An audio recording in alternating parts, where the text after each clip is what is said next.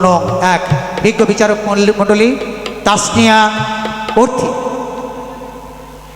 মার ঝাড়ু মেরে জেটিয়ে বিদে কর, আর কাম করতে হারমু না। সারাদিন কাম করতে জীবনটা শেষ হয়ে গেল।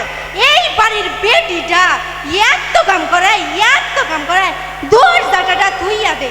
কি আর করমু, জীবনে যদি এক পড়ালেখা করতাম তাইলে কি আর এই বাড়ির কামের বেটি অন লাগতো? মই কি ঐশ্বরিয়ার থেকে কম নাই? মোর এইরকম বাড়ি 10টা থাকতো, মই মোর মতো কাজের বেটি 20টা রাখতাম। তখন এইসব কথা বাদ দেন।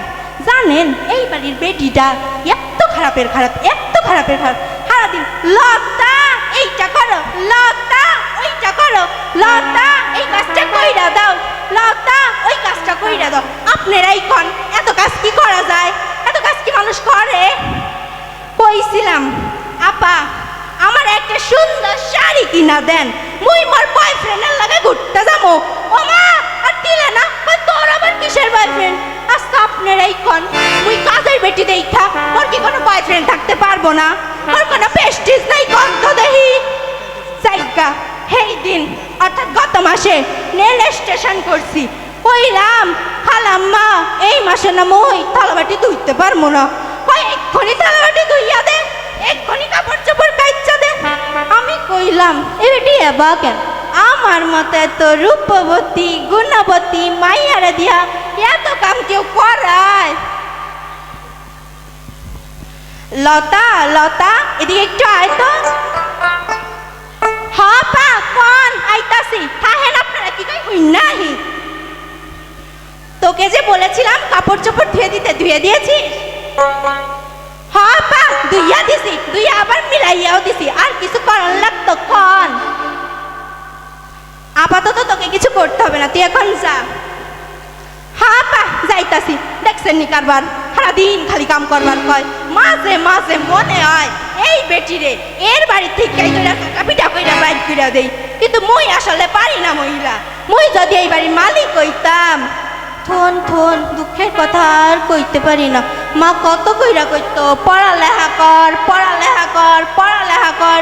জীবনে যদি এক পড়ালেখা করতাম তাইলে কি আর আমার এই বাড়ি কামের বেটি হওয়া লাগতো?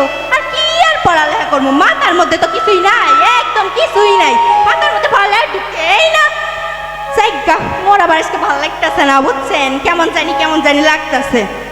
মোর যে বয়ফ্রেন্ড আছে না, জানেন না মোর আল্লাহর ভালো লাগে না। ওরে কেবা করে সারাদিন কয় দেখা করো।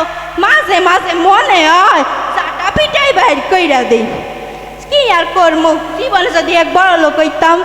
এসব আর ভাল লাগে না, এসব আর সয় না। কবে জানলা বড় লোক ও মু রূপবতী গুণবতী সুন্দর সুন্দর বেশে থাকমু। এই দেখেন মই বয়ফ্রেন্ড দেখি মোরে ফোন দিছে। দাঁড়ান ফোন দি কই গেল? ছাতার মাথা কোনে যে থাহে সারাদিন ফোনে পাইও না। হ্যালো কি তাকো ঘুরবা জান লাগতো? দাঁড়াও আইতাছি। ও মা ঢুকাইতে যাচ্ছি। মুই আবার এইসব বুঝি না, বুঝতেন? এই দেখেন নতুন আইফোন কিনছি, আইফোন 16। জায়গা আমি যাই, আপনার থাহেন আজকের মতো। ও কইলাম তো দাঁড়াও আইতা। আচ্ছা আপনারা আজকের মতো থাহেন, মুই মোর বয়ফ্রেন্ডের লগে ঘুইরা।